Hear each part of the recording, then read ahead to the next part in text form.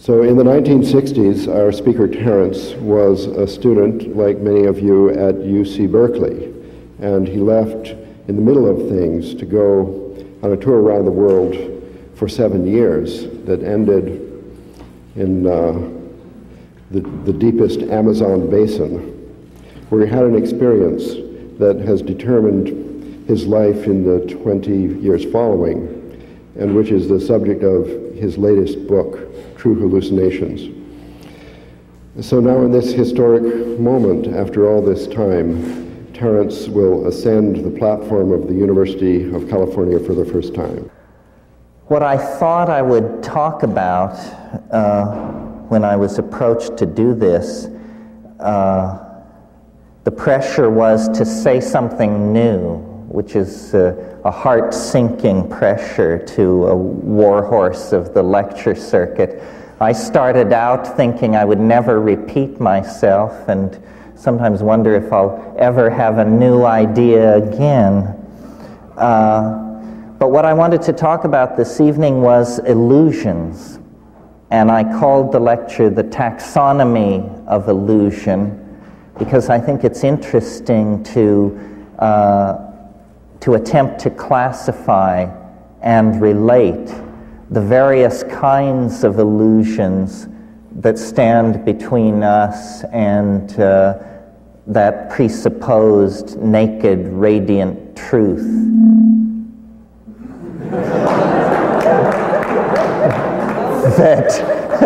that has more or less driven the engines of Western philosophy since Plato. Of course, the great victory of modernity is to disabuse ourselves of such naive notions, but they die hard, I think. Ralph mentioned my latest book, and I don't intend to talk about the book particularly, but in the book I quote the only piece of poetry in the whole thing, not written by me. I now see that I seem to have lost it. Oh no, here it comes up.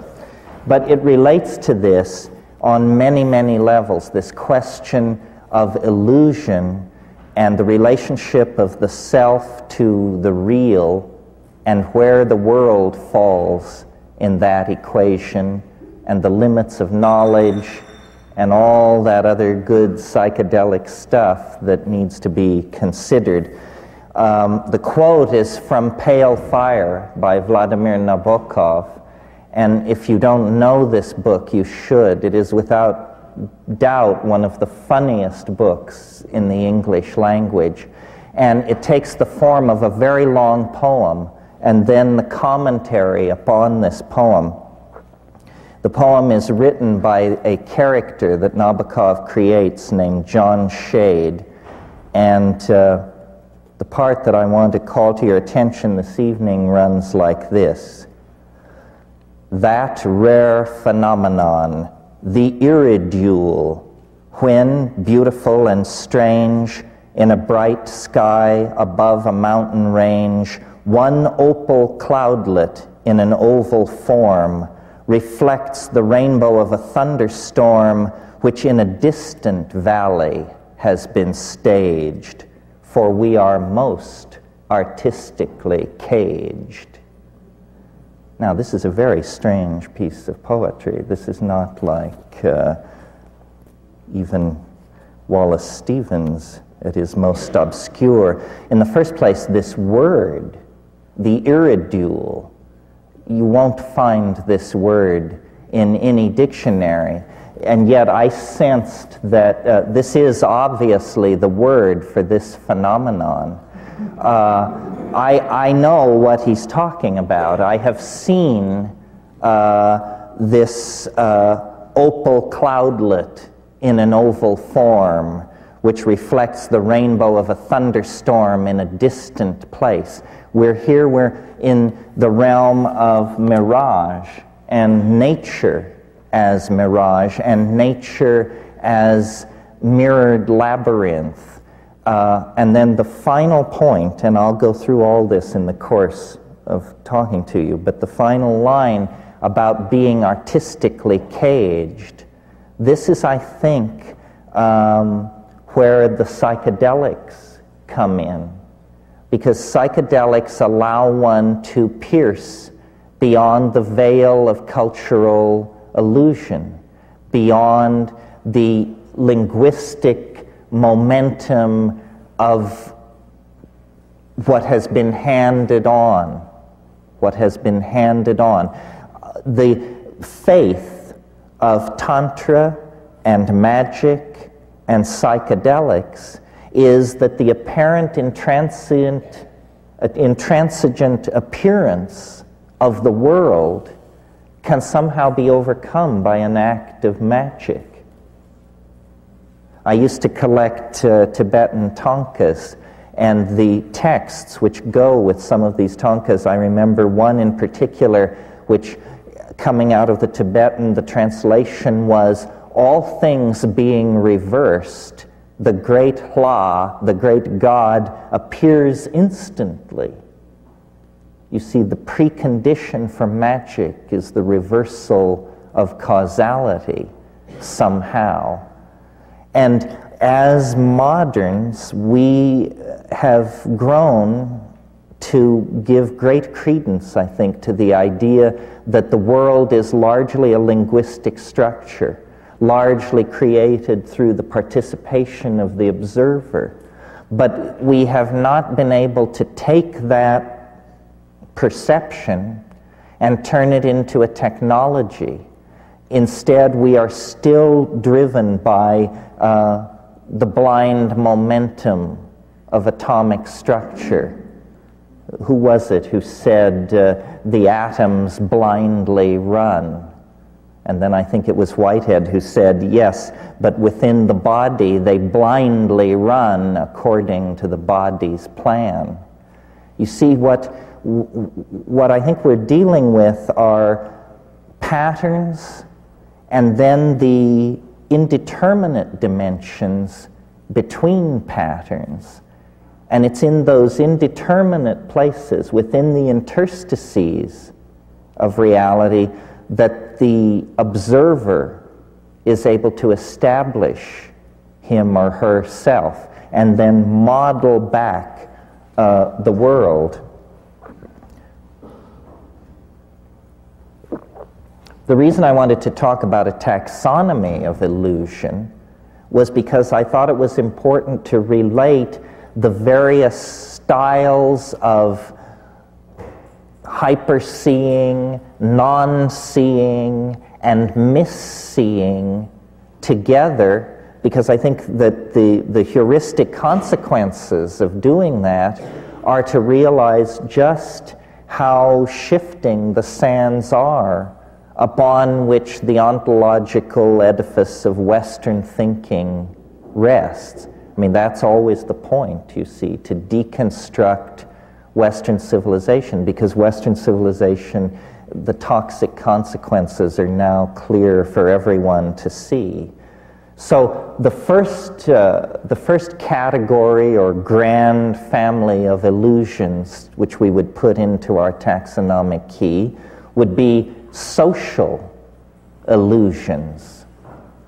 And when later we can argue this, but at this point in the discussion, illusion is / delusion. So the great social illusions, delusions, are sexism, racism, xenophobia, egoism, classism. The world is riddled and ruled by these social illusions, and no one is free of them. And so they constitute one broad category. I might just mention as an aside, a book which was very influential on me, and I never heard anybody else ever mention it, was a book by Rockcliffe called Illusions and Delusions of the Supernatural and the Occult. This was a 19th century book which I, as a kid, got in a Dover reprint. And it was in a wonderful era where the study of anomalies was still young, and so this book had everything poured in together, from Mesmer's ectoplasm to people who had tumors that they carried around in wheelbarrows, to birds that did advanced arithmetic, so forth and so on. And it was a very much from the point of view of Victorian rationalism. And it also mentioned psychedelics. It was what it really was a category of edges, and or a catalog of edges, I'm sorry. And it's only then in the subsequent 35 years that Wunderkamera approach to illusion, and I assume you all know what I mean by that. I'm referring to the era before the rise of Linnaean natural science, when naturalists would simply fill cabinets with anomalous, fascinating, and strange objects. So the tarantulas might be mixed in with the chambered nautiluses, which might be stirred into the Zuni fetishes, which might be next to the something else. Then later these Wunderkameras, these curiosity cabinets, as we would call them in English, gave way to Linnaean taxonomy. In the same way, over the past 100 years, I think the study of illusion and anomaly has attempted to rationalize itself. Spatial illusions are an entirely different family of illusory phenomena, and we all have encountered at some level, I imagine, the specially constructed environments that occur in behavioral psychology labs that trick you into thinking that the person in the foreground is smaller than the person in the background, and so forth and so on. These kinds of illusions are probably fairly trivial, except that they address perception. And when we get to psychedelics as a source of illusion, this is more important. Another of the great family of illusions are, in thinking about them, I called them ontological illusions, illusions of states of being, which may or may not, in fact, be reflected in reality. UFOs, Bigfoot, crop circles, the entire panoply of poltergeist phenomena, and this sort of thing, ontological illusions. And these are very interesting. I mean, one could give time to this alone, because there are persistent ontological illusions in the human sensorium, such as angels, elves, demons, jinns, afrits, nixies, and sprites, that crowd. And there are ontological illusions that seem somehow tied to the evolving modalities of the group mind.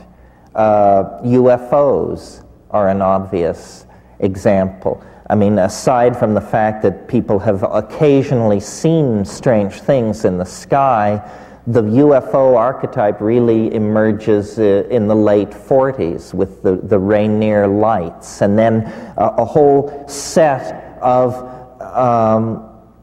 taxonomic features of this particular brand of illusion coalesce. The silvery discs, the alien denizens with the cat eyes and the rubbery flesh, those same guys who give you unscheduled proctological examinations in the middle of the night.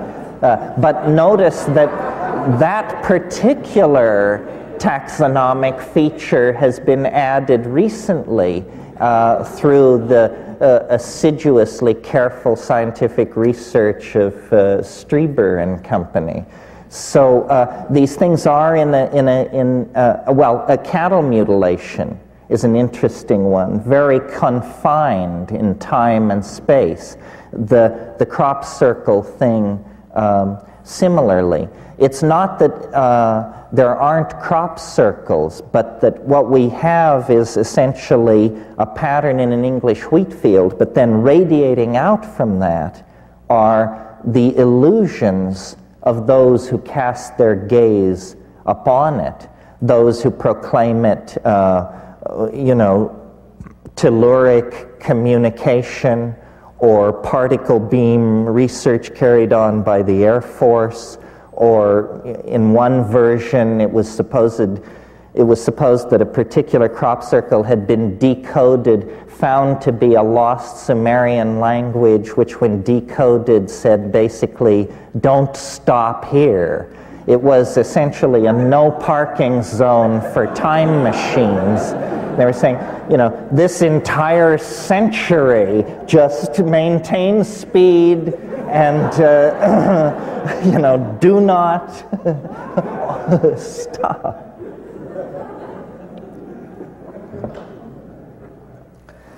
Psychedelic illusions. Again, this is a related category, but different from these ontological illusions. By illusion, I mean that these are confrontations with phenomena, an apparently subjective ground and an assumed rational observer, where then there is a more than ordinary amount of ambiguity.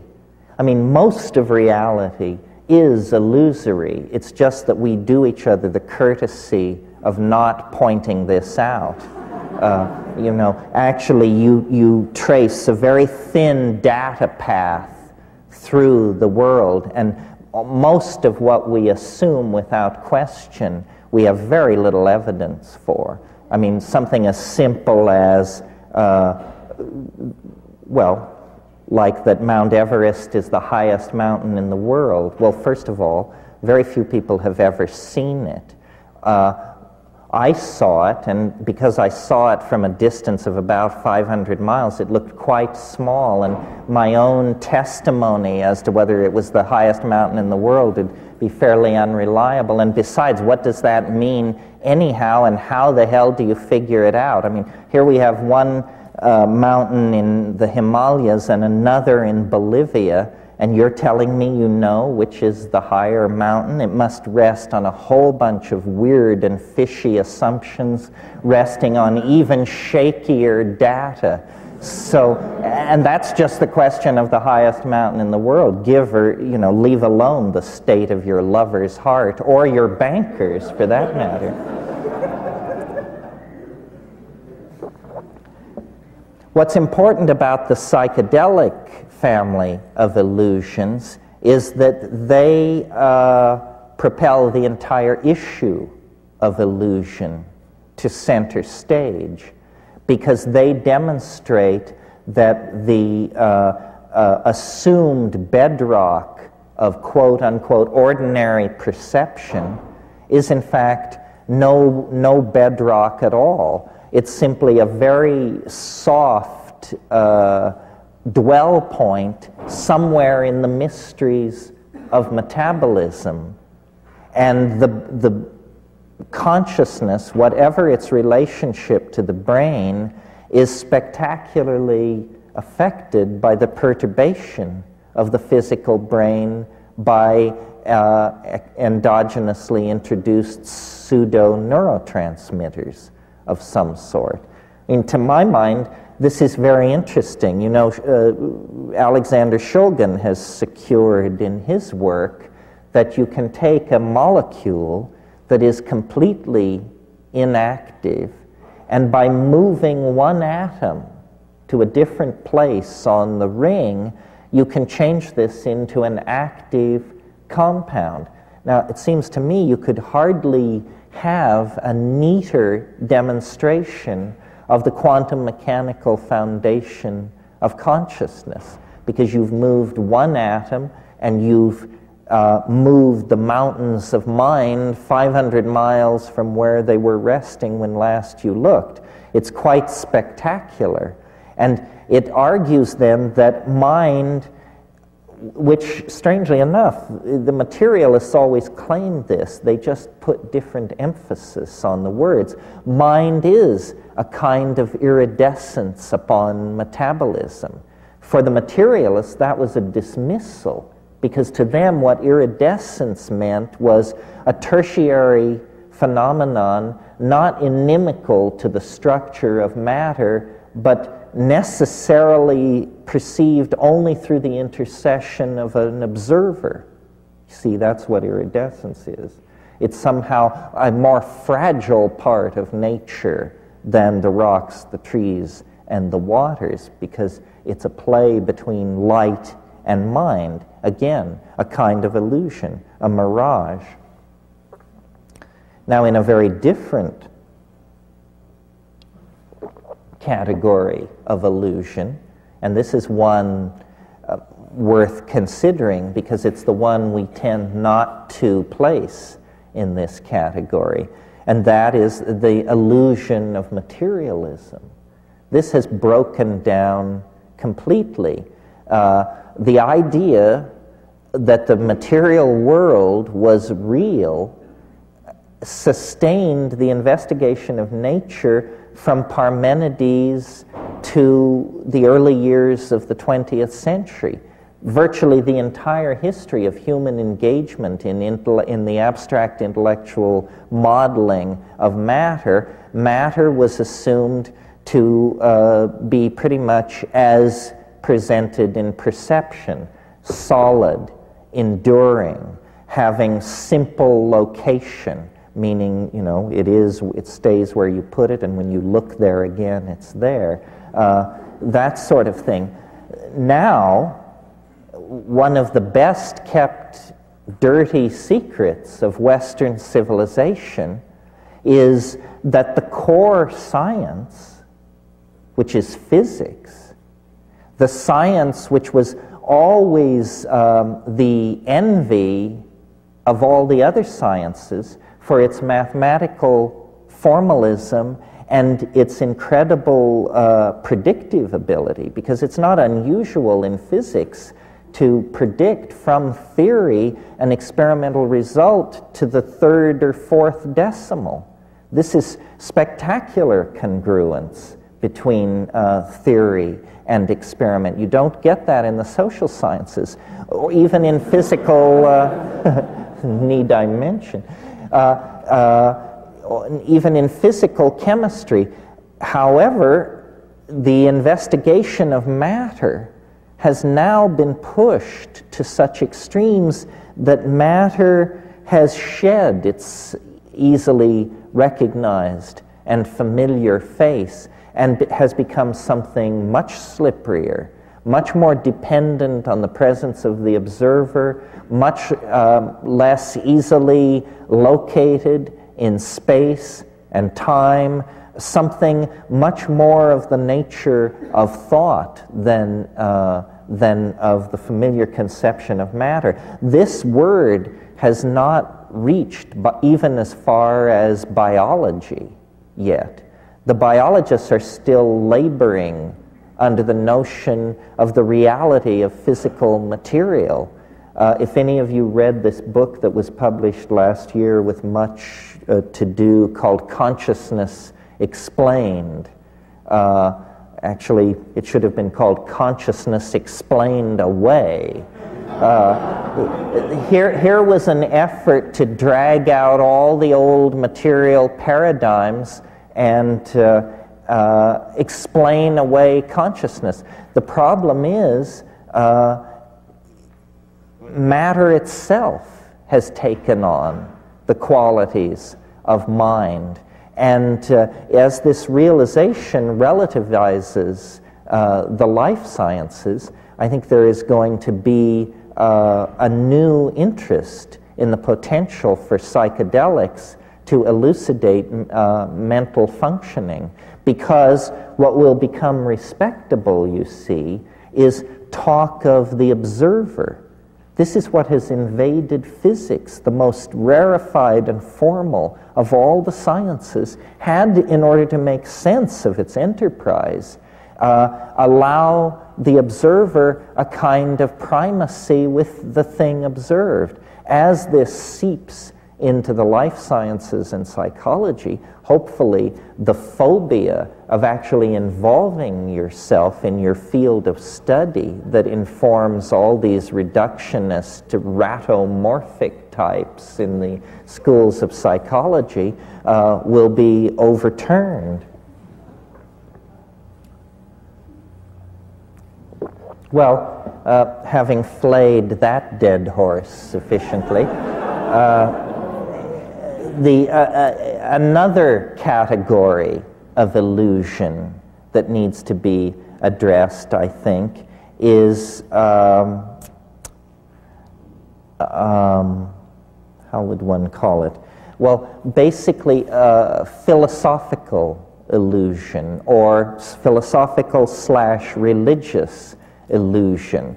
This is the idea that by a direct appeal to intuition, we can somehow gain a foothold on truth.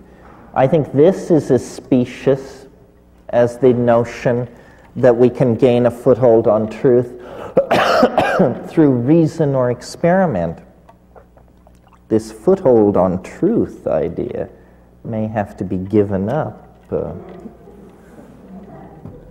I'm sure some of you have heard me recall the situation where Wittgenstein was raving about something, and one of his students said, "But is it the truth?" And he said, "Well, it's true enough."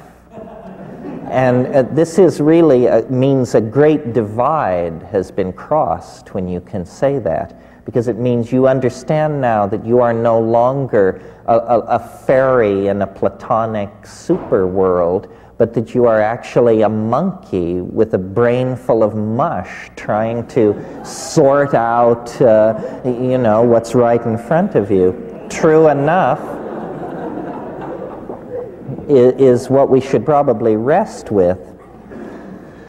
And, illusions abound. For instance, I was speaking of these religious ontologies.